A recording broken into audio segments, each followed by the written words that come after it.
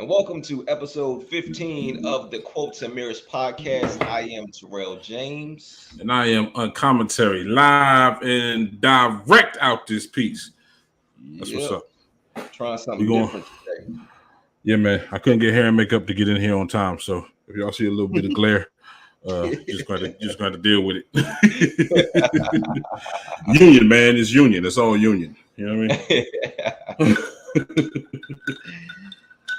What's going on? Well, with me, ain't much going on with this show here, buddy. Yeah? Yeah, that's all I'm looking forward to, Quotes and Mirrors. That's what I'm thinking about all the time. I'm with you, man. Yeah. Speaking of the quote, by the way, yeah, it's not running. All right, hold up. Stop. Okay. Don't rush me. Well, for the people. What's up? My bad. Go ahead. Do you think? I was just gonna say for the people just watching, for the listeners watching, understand we are live. All right, there's gonna be a couple of things going on, maybe unexpected, but we can't rewind it. We can't play it back, so we're just gonna move forward. So we do want to welcome you, episode 15, Quotes and Mirrors. What do we do here? We find a quote, we pick it apart, we turn it on its side, we look at it from my perspective, his perspective. That is the right perspective versus the wrong perspective. Oftentimes, sometimes, you know, great-minded people think alike, and sometimes he thinks like me too. So, well, we take that quote and we reflect on it. Hence, the mirrors part of the name of the show. So, today's quote is coming from Mr. Frank Sinatra. Y'all familiar with Frank Sinatra, right? What they call him, old blue eyes. Old blue eyes. Yeah, he probably didn't appreciate the old part. He was like, y'all could just go with blue eyes. It's probably like OL apostrophe instead of old. Old. Just... I mean, if it was us, if we was talking about like old Sammy Davis, then maybe, then maybe the OL or the apostrophe. But nonetheless, the quote is coming from Frank Sinatra saying that the best revenge is massive success. Yes, absolutely. So, first time that I heard this particular quote, actually, my mama said it to me, but she didn't say massive. She just said the best revenge is success. I don't even remember what was going on at the time, but clearly I wanted vengeance. I don't know what it was about, but I wanted somebody to pay for something. And she came along, as she always does with her wisdom. Right. Like every time I want to be destructive, she comes along with her wisdom and lets me know. That's what they're there for. Yeah, exactly. Yeah, exactly. That's what they're there for. Keep you from posing for pictures like this. Yeah, right. I mean? Nobody wants to see that. You know what I mean? When you was in the crib, it was different. But nobody wants to see you go from the crib to the cage, so we thank Mom for being Mom. You know what I mean? Right. But now I got a question, though, because she said the best revenge is success. So when you throw the word massive in there, how significant is that? Does that change anything? I mean, you understood what she was saying, right? But does it change anything to add the word massive in there? Yeah, it does. How so? Because I think with just regular success, I think success by itself is relative, but when you add massive to it, it becomes undeniable. Okay. So yeah, that'll definitely do it. Okay. So I think that it is what she said worked for me, but when I came across this quote, I was like, oh, so you mean I can do victory laps now? Like I can. So you want to do touchdown dances and victory laps, and you want to poke, tease a little bit. I mean, I guess ultimately that's what revenge would be, but.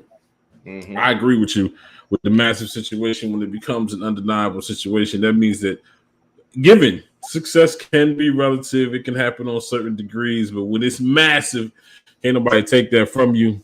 And them cats that said you couldn't do it, not only did you do it, like I did it to death. You know what I mean? Like I did. I mean, this is coming from Frank Sinatra. I don't know who was telling this cat that he couldn't do it. You know what I mean? I don't know who was telling him he couldn't do it, but not only did he do it, he did it his way. Man, oh, look at your boy. Look at your Hey, boy. you know I do this, right? Look here. Now I couldn't give you not even a similar melody to that song, but I am familiar with the line. You know what I mean? Was that a movie or was it just because you know what? I never seen like a Frank Sinatra album. I heard her songs. All I heard is in like movies and that type I of thing. got So one. you got a Frank Sinatra album? Yeah. You a liar. You're a liar. Nah. Yeah. You're a liar, and you're sitting down and you're lying. As a matter of fact. Yeah, that's for sure. You do not. Let me see it. Let me see it. You want me to just get up in the middle of the podcast and go get my Frank Sinatra album? I don't think they're gonna be bothered. I would really like to see. And if you got look, I don't believe you got it. So if you got a stack of them, that's like massive success right now. I tell you what, you carry the podcast. I'll be back. Look here, I'm not afraid of this. Okay, sometimes he don't even really got to be here. Okay, I'm not gonna say nothing from him. The cat is dope. We feed off each other pretty well. And he's back with no less than a Frank Sinatra album. It's a record for my record player. Okay. Wow. Yeah. Wow. Is that the one? Is that like a greatest hits joint, or is that the album with I Do Things My Way or whatever on there? Nah. My Way isn't on here. Nah, this is the She Shot Me Down album.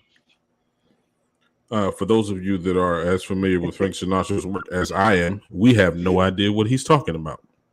So, nonetheless, the great old Blue Eyes Frank said the best revenge is massive success. And again, I don't know who doubted this cat, but he completely blew it out the water.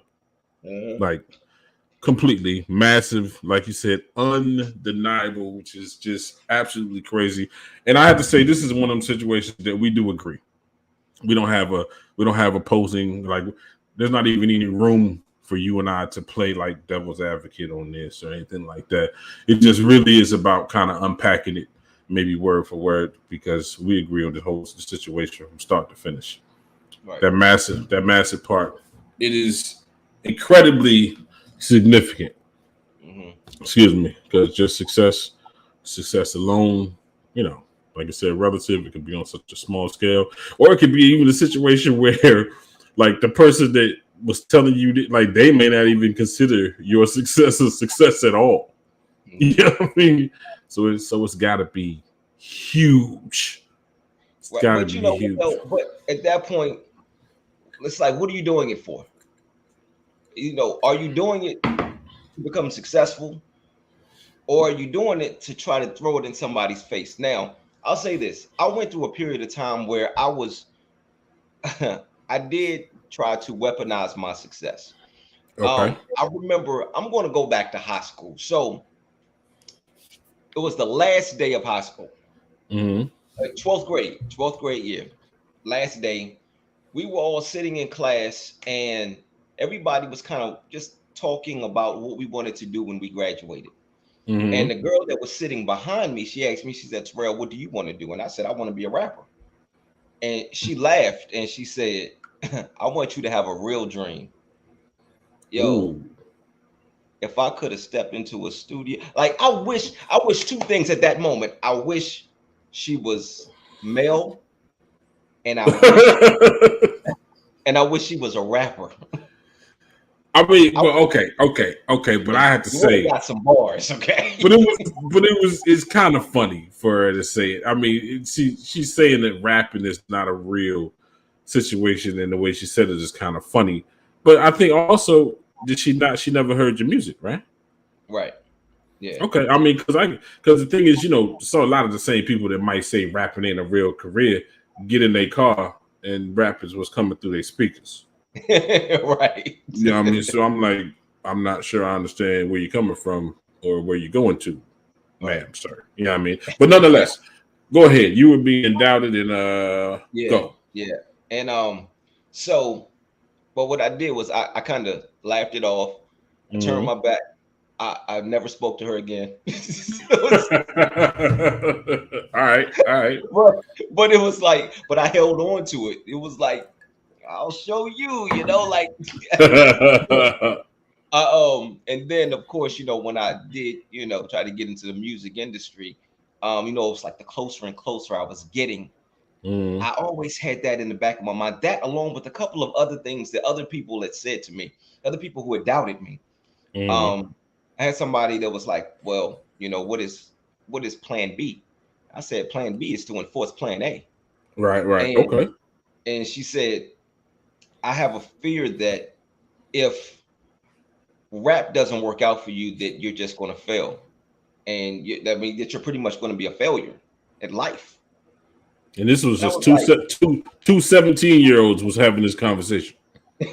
no, at this point I was a little bit older. I was Okay. I was probably about 22, 23 around this time. Okay. Okay. Cool. And um so when she said that to me, I was like, got you. Got Mm-hmm. somebody else on the list now. Like, I got this, I got this list, man. But for me, I was going to weaponize it. And then when when the music career didn't take off, now for me, I was okay with it because it was my decision. I walked away from the music industry. They didn't tell Mm-hmm. me no, I told them no. But Okay. because of that, I was able to walk away feeling like, well, um, they weren't right with what they said as far as me being a failure, but as far as me having a real dream or whatever, they weren't Mm-hmm. right because I could have done it. I could have Mm-hmm. done it. I made the decision to walk away. So, but for me, success was still at the forefront. So I was like, all right, cool. It didn't work out with music, especially with Mm-hmm. the second person, because she said that she thought I was going to be a complete failure if I didn't make it with music. Right. So I was like, oh, you don't know what I've been through and how resilient I am and how I'm able to bounce back from things. Mm-hmm. Cool. You'll see. You'll see. You'll get it. And I'm trying to. I think I was about to say I never spoke to her again either, but I probably did. I probably did. It was, but it was probably for the purpose of keeping her around long enough for her to see me successful. But that was but the problem was I was at that point trying to weaponize my success. I had to change my perception of that because you know I feel like you have to be careful with. So God has given me a gift. God has given me the gift of creativity. Okay. I can't take the gift that God gave me, become successful with it, and then weaponize that, Well, hold on though, because see, and then expect weaponize. Him to continue blessing me. But see, weaponize to me. Uh, I mean, I think the word itself it can be considered negative just in and of itself, right? But Mhm. like, what's the difference between a weapon and a tool? Are we talking we talking rapper lingo? Because they say that's the tool. Like, I Yeah, mean, well, if we that's talking about nah, if we being MCs right now, then I'm also being redundant, right? so, so no, but I'm saying like the difference between a weapon and a tool, right, is essentially its purpose or its the motivation for use, right? Because Mhm. you got a hammer that hammers and nails, and you go to work every day as a contractor. You use that hammer to do what you got to do for nails. It's a tool at that point. We Somebody talking come, rapper lingo because we know it's the hammer. Like Lord have mercy. Okay, I'm gonna have to consider the audience, that, at least the audience that can talk right back to me right now. you want to say ratchet? Like, Right? Okay. So, in the event that you are using uh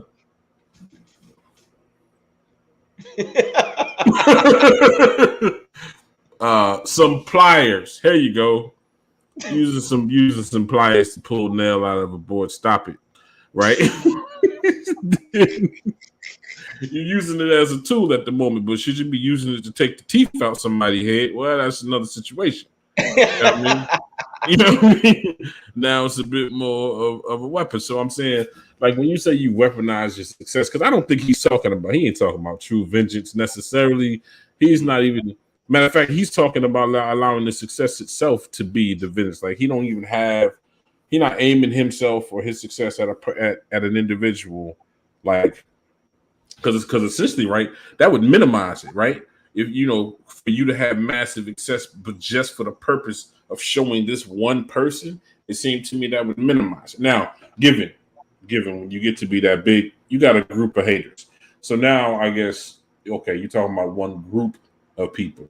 But what I'm saying is, in reference to weaponizing the success, if you're using the hate as a tool to achieve the success, then I wouldn't consider that weaponizing the success.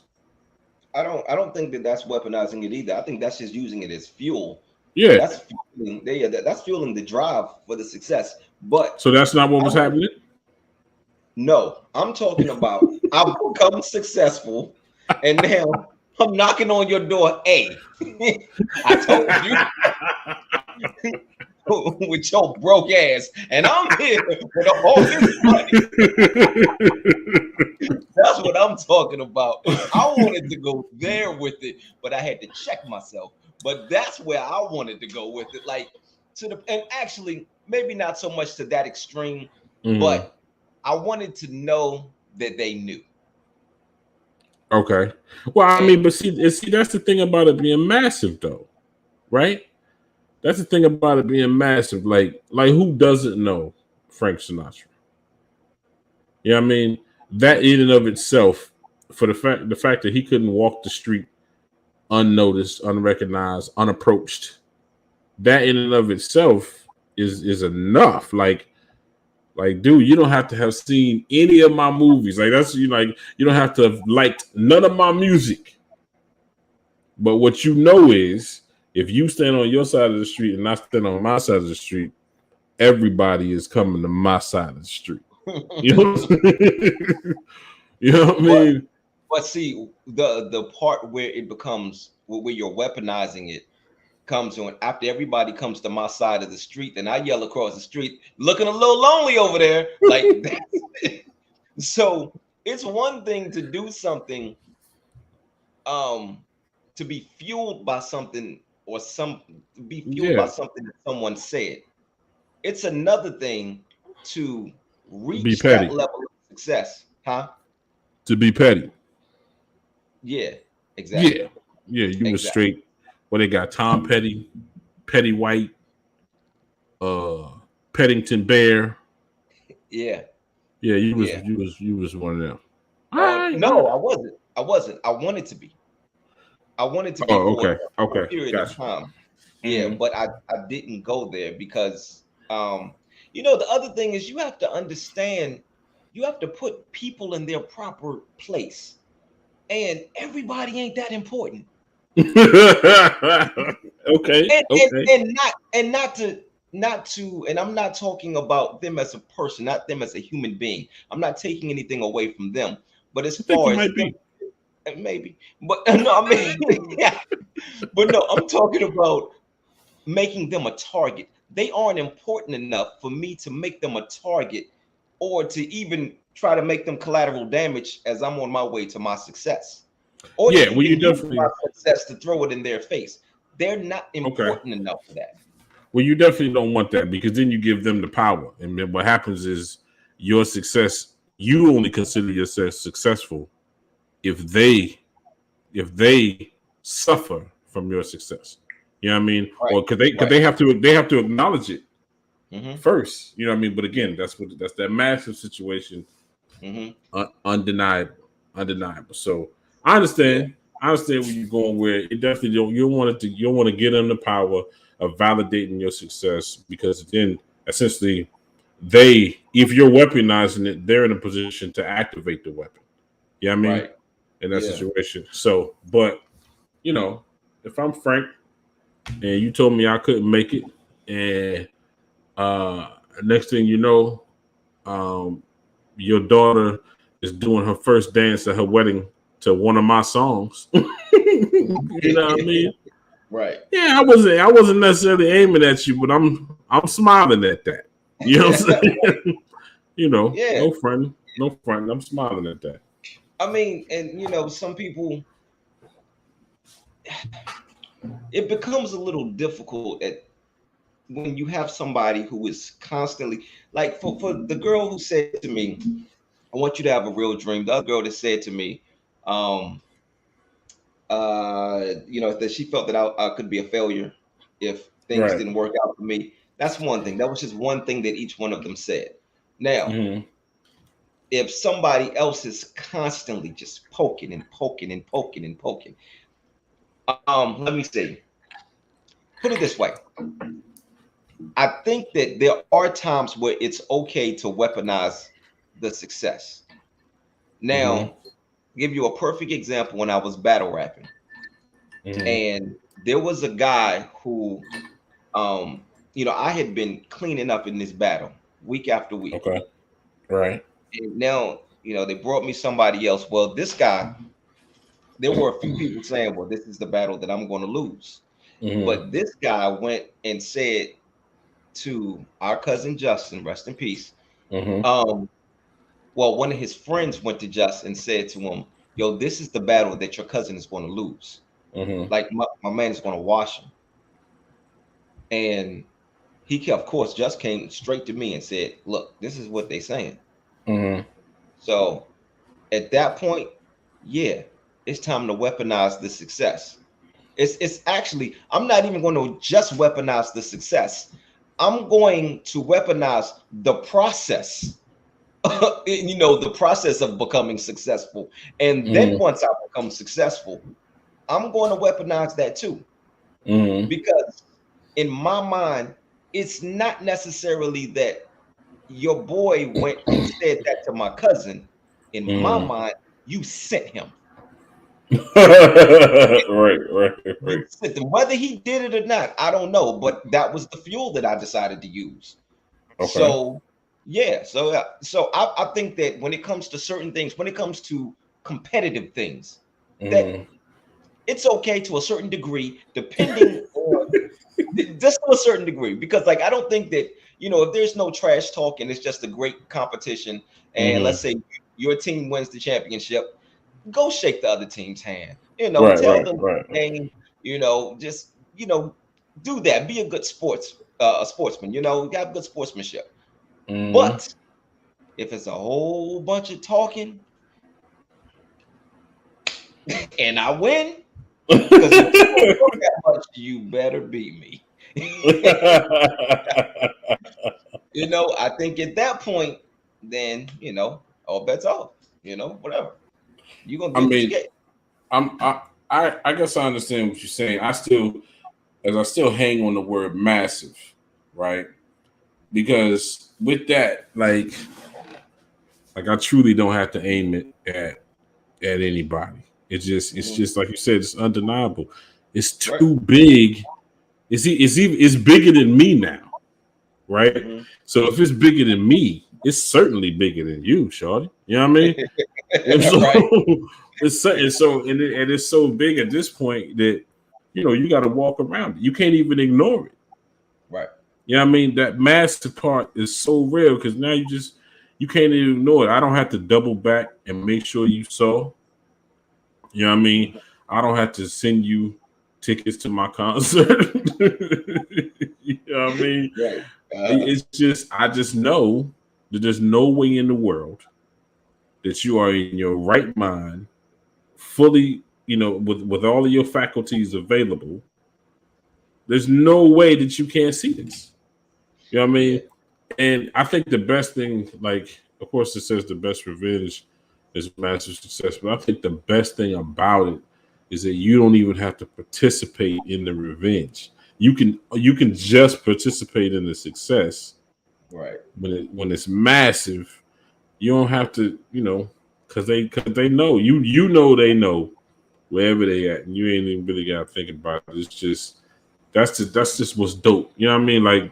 Mhm. Like even like I take it way, way down and out of the arena of like entertainment or whatever. But like what happens a lot of times, you see people break up, right? Mhm. And you might break up. You and Shorty might break up, and when you break up, you know what happens when women break up, right? They make new They cut their hair. purchases. there you go. They make new purchases and they get new hairdos. You know what I'm saying? But the super dope about it is for her to move on and like be 100% I like to see you with the next chick and not even have to purposely ignore, but to be so satisfied with herself that there's just no acknowledgement of this new woman. You know what I'm saying? Right. I think that is just like, it's just super dope because like for you to be able, for me to not to have to see you suffer in order to validate my success is like the best thing. And when it's massive, you saw it. I don't care that I ever heard, did I ever hear. You know what I mean? Right. By the way, this fish tank that you got in the background, that one fish is bugging me. He won't sit still. Is it only one fish in there? No, it's 5 of them. I got 2 sharks, a catfish, and 2 mollies. Okay, nothing. You just you just gonna assume I know what a molly is. Okay, just don't pop one. Okay. No.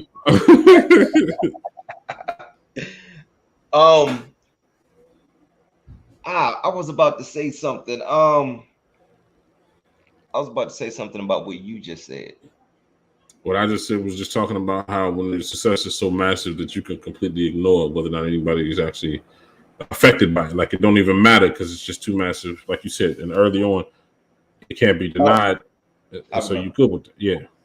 So the other thing is when it comes to massive success, when I reach a point of massive success, I shouldn't still be thinking about you.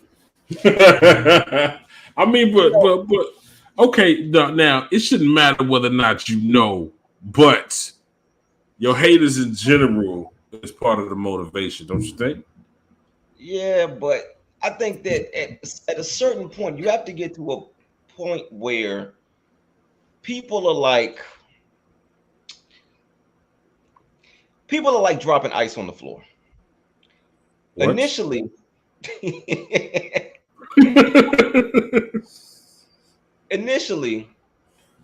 I thought you were going to be useful to me because you said something and I was going to use it as fuel to fuel my drive so I could reach my success, right?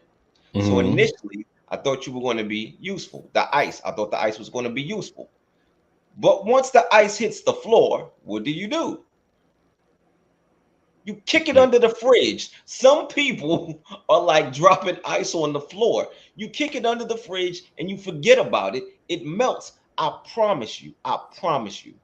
As many times as I have dropped ice and kicked it under the fridge, I have never thought about it again until just now.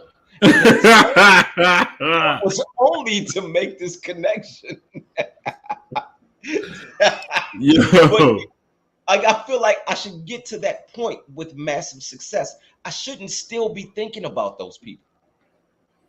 Right. So they should just be not even just ice on the floor.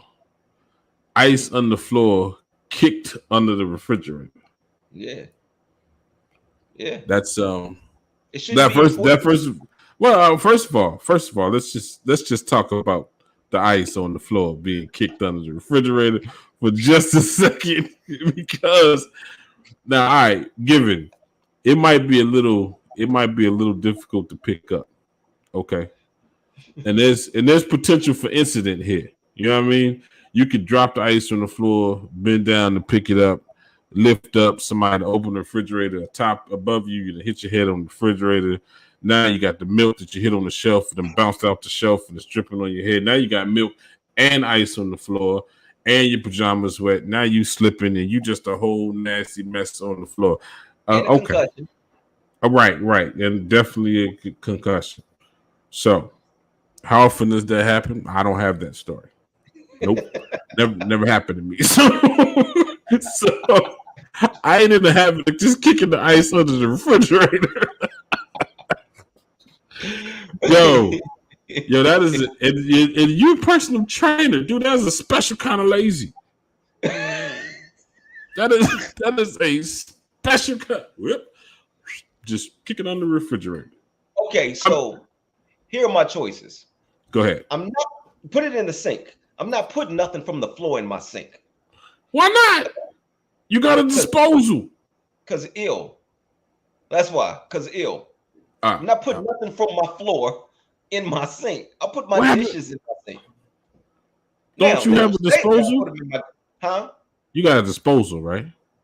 No, I actually don't have one. Oh, okay. Well, we're talking about a different situation. But it doesn't matter. It's ice. Like, I don't need a disposal. All I need is enough space under the fridge. That's all I need. Yo, I tell you what, you talking about minimizing an individual's existence. I would hate to be the cat. Whoever fits this metaphor, you ain't nothing but ice I kick under the fridge. Like, completely disregarded. You're gonna melt. You're gonna amount to nothing, because in a few hours, not only are you gonna melt, but you're going to evaporate. Right now. And there's more of you where you came from. Yo, because my ice maker works well. Okay. Oh man, that is hilarious. So that is hilarious. But the thing is, and again, it's not trying to diminish who they are as a person. It's about diminishing what type of impact they are currently having in my life. Okay, I get that. Yeah, I get that. You can't be that important to me. I cannot go to sleep with you on my mind. I cannot lose sleep because of you, and I cannot wake up in the morning with you on my mind. I can't do that. You cannot be that important to me. You have to get kicked under the fridge. So, all right. So let me ask this, just as we back way up, because he says the best revenge. Okay, when you label something the best, and you figure there's a good, and then there's a better, and then there's a best. Right. Mm-hmm. Right. But like, does it have to be revenge at all?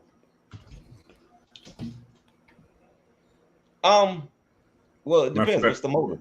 I'm gonna look up the dictionary definition of revenge real quick, just to see. I can tell you, I'm gonna get you back. That's what it is. Yeah, I'm gonna get you back. I guess that's probably pretty close to it. And I'm gonna say this also. I have had an issue with revenge. Like, I feel like if you do something to me or to mine, you should probably pay for that. I mean, okay, but so you don't believe in karma, or God saying vengeance is karma.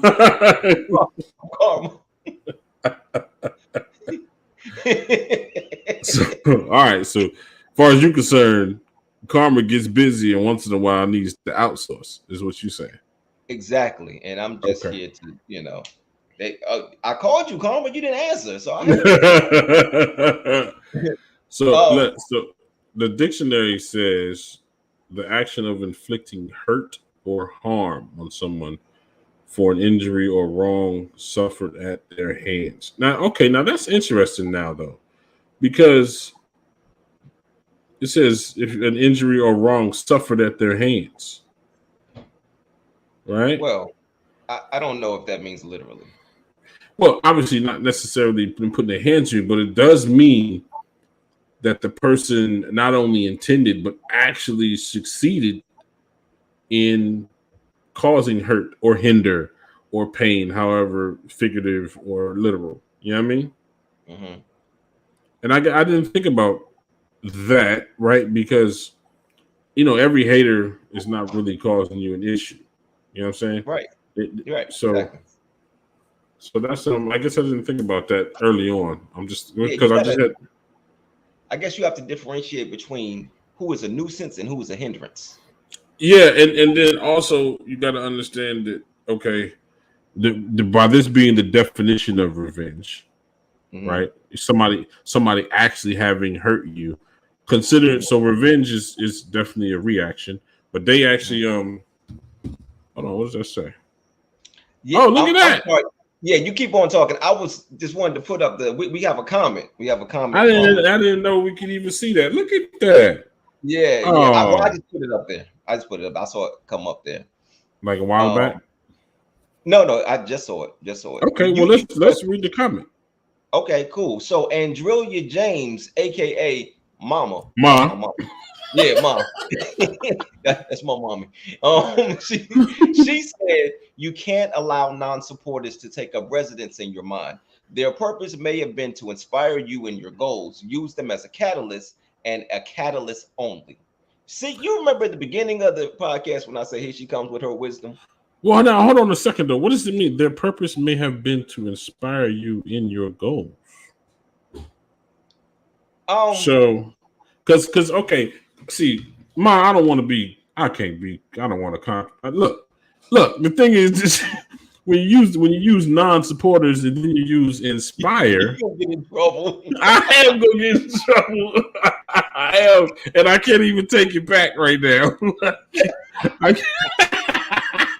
I'm just saying. I'm looking for clarification. Is all I'm saying, right? because if it's a non-supporter, then how is their purpose to inspire you in your goals? So what I believe she's saying, oh, never Cool. mind. She just cleared it up. I was about to say it. Here it is. God uses people. So it may not have been their intent. It may have been God's intent. He could have been using them to fuel you. So what they said, what the person said to you, that may not have been their intent. Their intent may not have been to elevate you, but God knows what caused you to be elevated. God knows that hearing certain things from certain people would cause you to just elevate. So he allows these people to say certain things to you so that you can use that as fuel. Hold on a second. Because No, I talk don't. them up. No, Talk I them don't up. want to get in trouble. I don't want to get in trouble. I don't want to get in trouble. So, so I mean, but I'm you know what, as my baby would say, I'm a little confuzzled.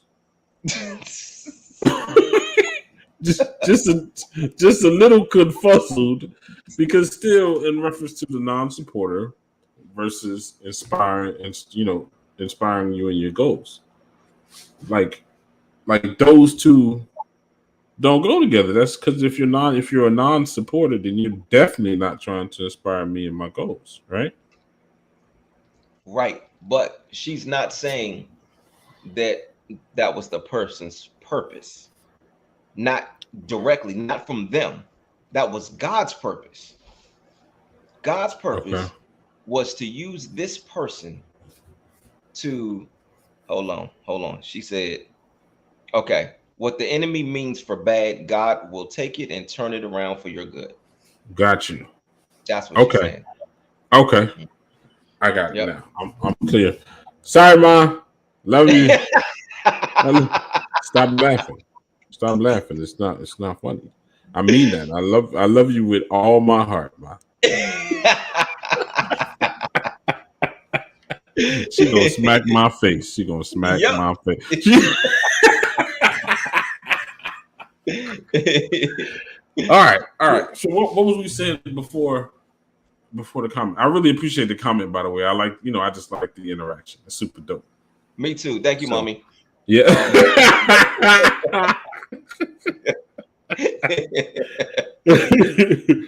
What was I saying? What was I saying before? I think I was just talking about whether or not vengeance is necessary at all. But when I look at the definition of vengeance, then it's a reaction to someone already having hurt you. You know what I'm saying? Right. Mm-hmm. So because, like I said, the hate don't really necessarily hurt. You know, you can kind of fall on deaf ears, but you know they exist. Mm-hmm. But it don't really have to necessarily hurt you. You just know you're aware. You know what I mean? Right. Yeah. But in this situation, as I look at the definition of revenge, and actually, I mean, now that does take a lot of energy too, by the way. So okay. It does. It definitely does. But then sometimes there's just this satisfaction. Sometimes you don't even need to actually seek the revenge. There's just this satisfaction. All right. So let me see. How do I want to put this? Going back to like using the example I I use with the ice falling on the floor. Okay. Lazy month. I mean, nah. How you doing? How you doing? Go ahead. So, sometimes you have the people that they serve as like that ice that falls on the floor, and you kick them under the fridge because they don't mean anything. But every now and then, you do come across somebody where the ice is useful. Sometimes the ice is useful. So, for instance, okay, let's say that my wife was right over here, okay, and I had my cup, and I said, "Hey, baby, can you come get my cup and put some ice in it and refill my cup, please, with some water?" And That's no, that's I not. mean, Yeah, that's yeah, not a hypothetical going on no, right it's not now. like I'm a little thirsty. I need more ice. Thank you, baby. All right. We thank everybody for joining us tonight. Yo, hey, Culture is live and direct, baby. That's how it go down. You know what I mean? But you can't just let them leave them hanging. Like you did not just craft a way to ask for more ice, or did Yeah, you? yeah, I did.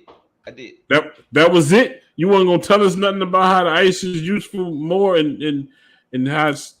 I don't Oh, know. You was no, telling the story. I can make up something real quick. All right, let me see. So yeah, so sometimes, sometimes, so ice is cold. So people can Oh boy, sometimes be cold. They can be cold to Jesus. you, but you can take their coldness and it can be useful because sometimes what you're doing, if you like come to a point where you're just lukewarm, but you need to no, I guess we want to like kind of we want to get hot. We want to get hot. Yeah, Hey I mean baby, we can you could. put that after you put the ice in there? Can you throw it in the microwave for me so we got What? to get hot? It's a metal cup. It's a metal cup. Please don't throw that in the microwave. No, my bad. No, don't do that. Like wrap it in aluminum foil or something first, then put it in the God microwave. and All baby Jesus, right. Lord have Thank you. mercy. Father God, if you would intercept and intercede at this moment. All right, hold on. All right, we gotta go back. We gotta go back to this revenge and this massive success thing. Um, and I I think it's funny to be petty, right? Mhm. But I think ultimately he is certainly saying throw all of your energy and all of your efforts into your success, and it's the best revenge again because the people that did whatever to you to hurt you to hinder you, if you're completely engulfed in your success, they get no attention whatsoever. Right. Yeah, I Mhm. mean, and matter of fact, they're forced into a position where your only interaction is for them to pay attention to you. Mhm. Yeah, I mean, so Right. um, I We, dig we it. got we got two more comments, by the way. I just want to say my wife went and got some water for me and decided to do the little eye roll emoji. Okay, But then she laughed. So we got another one where she laughed. All right. So right. but as you were, I'm sorry.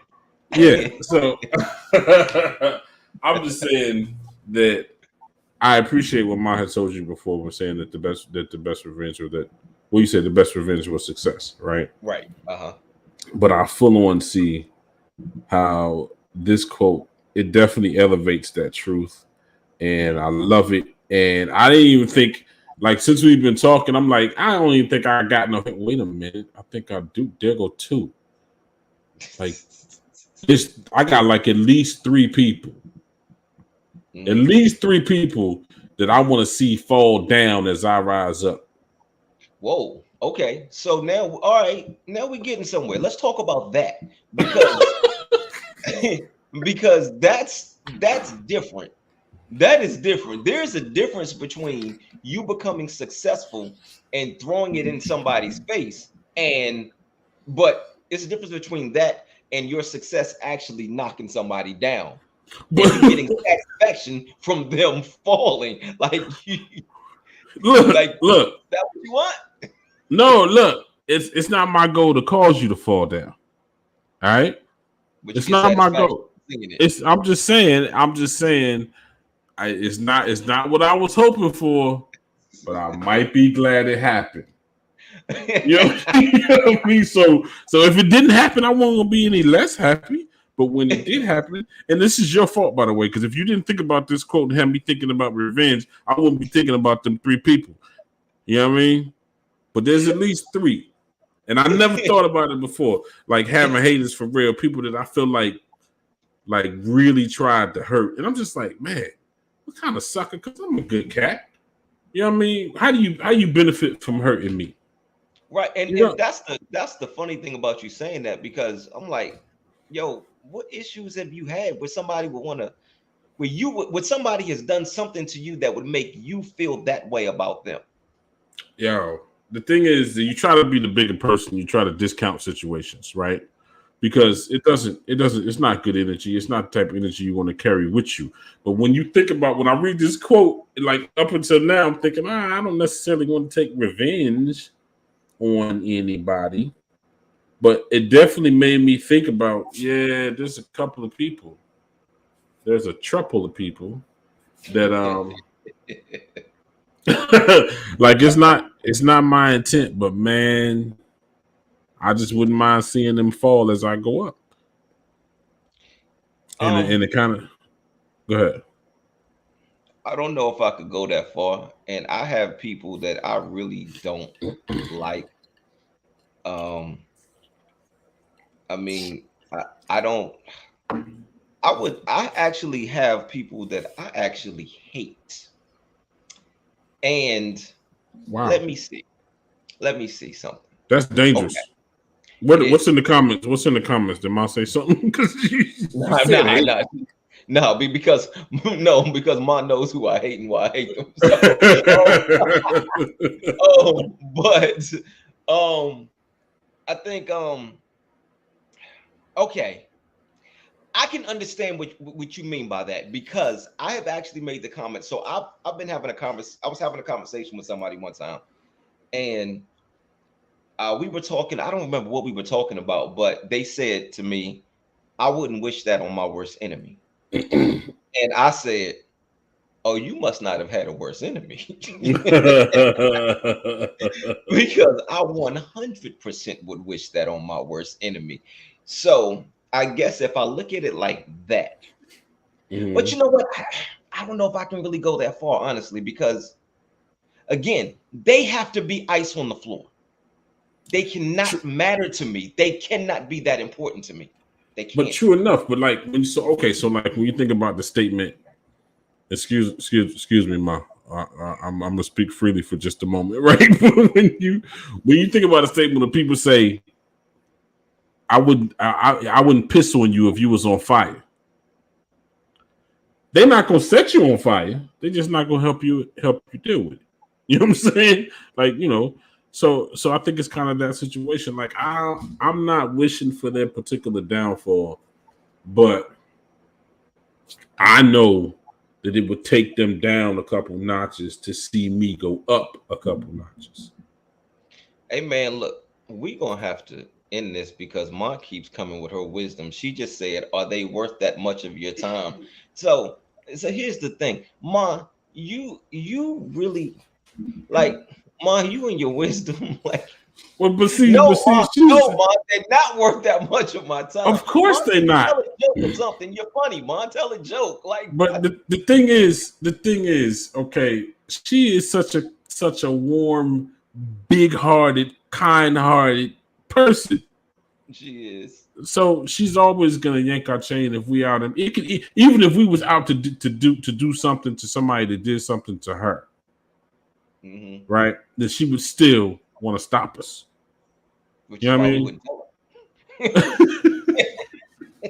But she would still want to stop us. But what I'm just saying, I guess I understand it because I just never really thought about revenge. And no, they definitely not worth my time, which is they haven't been up until now. They haven't been. They haven't been up until now. I didn't even think about it. But I feel like I got a little time for a couple projects.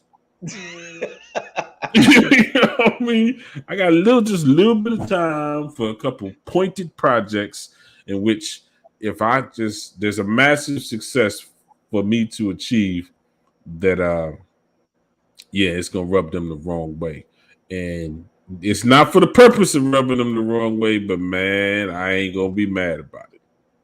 All right, I tell you what. How about this? I got a question for both you and Ma. What's up? Let's say that there's another podcast, right? And on this podcast, they are like, "Yo, Quotes and Mirrors is trash. They're never going to make it. They're never going to make anything of themselves. We are going to try our best to put our foot on their necks so that they don't rise. And then we do rise, and we get bigger than them." Now, it's a Mm-hmm. competitive thing. As a matter of fact, let's say that they are number two and we're number one. I can't have them at the bottom, because if they're at the bottom, they're not worth the time at that point. They're not worth Mm-hmm. even acknowledging.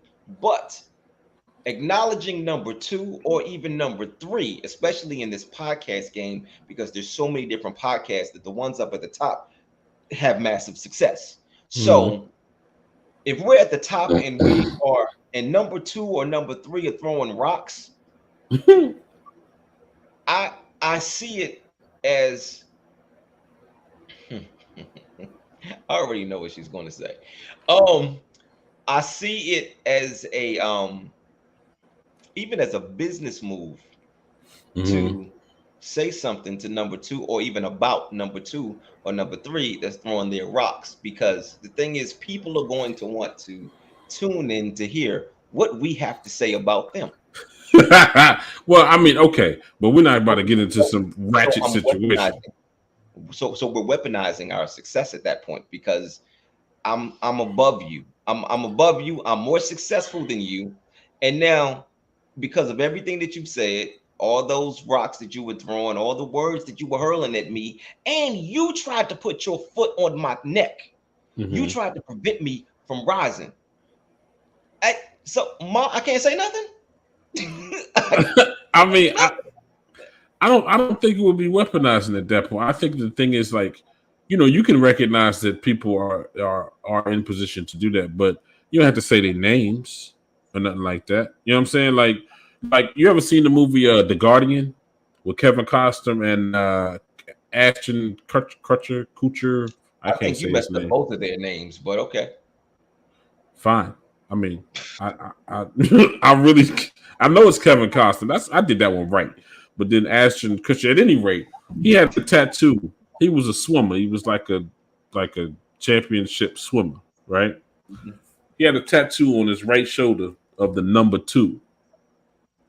And that tattoo is to remind the person behind him what number they are. You know what I mean? And so the dope thing about that I is it love that. didn't it didn't matter who was behind him. You know what I Right. mean? So it wasn't aimed at a specific individual. It don't matter who you are. If you can see this, you number 2.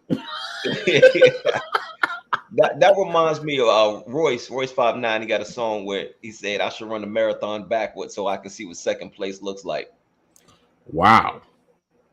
Yeah, And that's it reminds me of something I said in the verse too. I said, "Second place is first loser." Um, it definitely it definitely is. But okay, anyway, hold on. Ma has responded. uh-oh. She said, "No, because they are trying to take you down. You don't want to diminish your stance. Any belittling of them bounces off you too." She all saved and God fearing though. Like, she don't have no petty bone in her body. She don't know how to Yes, be petty. yes, she does. Yes, she does. Trust I me. no no Yes, no she no. does. You probably seem to be playfully petty, all right, but that ain't what's in her heart. That ain't I have what's in her heart. seen her. I have seen her be petty. Okay, I Okay, have seen Mom be so petty. Ma, Y'all got to you see who's saying it. understand. Yeah, Yeah. she know I've seen it. This woman petties me. Okay, I got to see all the stuff that y'all didn't see. I know I've seen her be petty. I know Look, Mom can be petty. you Okay. cannot applaud her wisdom and her character on one hand, and then talk about her being petty on the other. That is direct I contradiction, can. sir. This is me applauding her wisdom. This is me applauding her petty. This is me applauding both of Oh, that was actually just pretty decent visual, as a matter of fact. them. Okay. Anyway, we're not talking about mom being petty. What we are talking about is what she said. All right, cool. You don't want to belittle them because definitely you do take some time away from your shine. If you're gonna throw shade, you have to neglect your shine in order to throw shade. Real rap. My bad. Ma said, "Don't worry about him, baby. I'm going to smack him."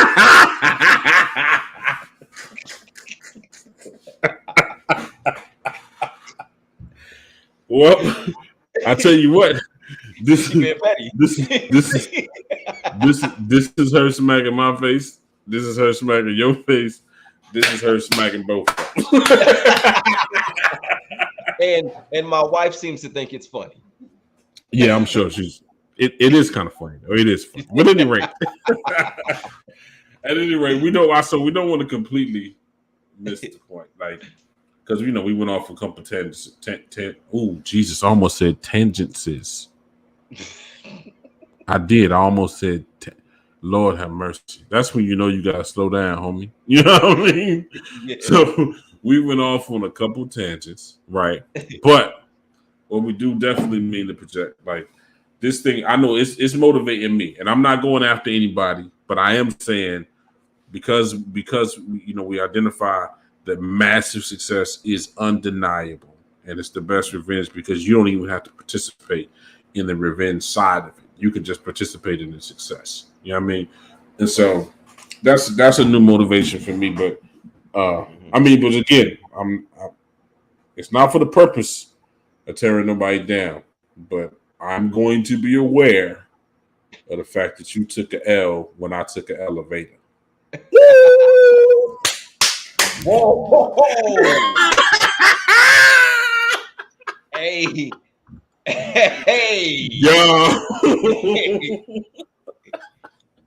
Yo. I'm about to change the quote.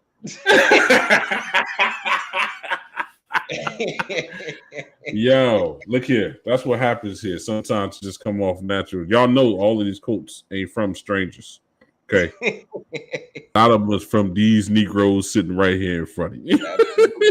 And it's this atmosphere right here that gives birth to that type of thought pattern. You know what I'm saying? So absolutely. And speaking of which, if you about ready to close up, because we about to come up on an hour. Okay. If you want to go ahead and let them know what next week's quote is going to be, I am going to let them know. To be an original quote. Right, happens to be an original quote, and that will be episode 16. So I'm sticking to not forgetting the episode and not forgetting my quote. All right. I told y'all I wasn't gonna do that anymore. I was gonna take it serious.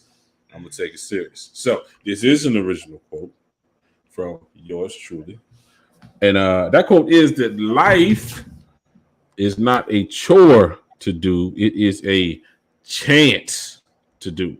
You know what I mean? So we're going to drop that off. We're going to need y'all to pick it up because next week that's going to be the show. We want y'all to listen. We want y'all to show up. We might even go live again, depending on what the response is or depending on whether or not that's just what we want to do. You know what I mean? Or if somebody decides that they want to, say something bad about us when we want to get massive revenge. I mean, massive success. I was about to say you got caught up for a minute there, didn't you? I did. Ma said she is loving the live show. I am too, Ma, and I'm also loving the interaction. I appreciate you 100%. We expect you to show up for us, so you're gonna have to keep showing up for us, Ma. This time, though, next time you gotta call a couple people and be like, "Yo, y'all need to click on the show." The problem is, what's crazy? Like, we get all of our views later. It's okay. Look, as long as they happen. Like, we don't really see anything. And then I wake up the next morning and we got it's like over 2,000 views. All right, great. Like, look, as long as it's happening. Okay. Yeah. It's a live show, but we are also recording, right? Are we also recording? I guess we're going to find out. Yeah, I guess you don't know now, but you're going to find out. So, yeah. We are going to find out in just a minute. But Yeah, we appreciate y'all listening. We appreciate y'all showing up on the live show. We want more people to show up on the live show, more comments, so we can have more expound upon a greater conversation than just ourselves. However, we don't want y'all to take that as any indication that we don't think we're enough. Okay? Because we can do this, god dang it. But we're gonna go ahead and wrap up episode 15, Quotes and Mirrors, as we watch the clock. I am Uncommonterry. And I am Tyrell James. And on that note, and I quote, peace out. Peace.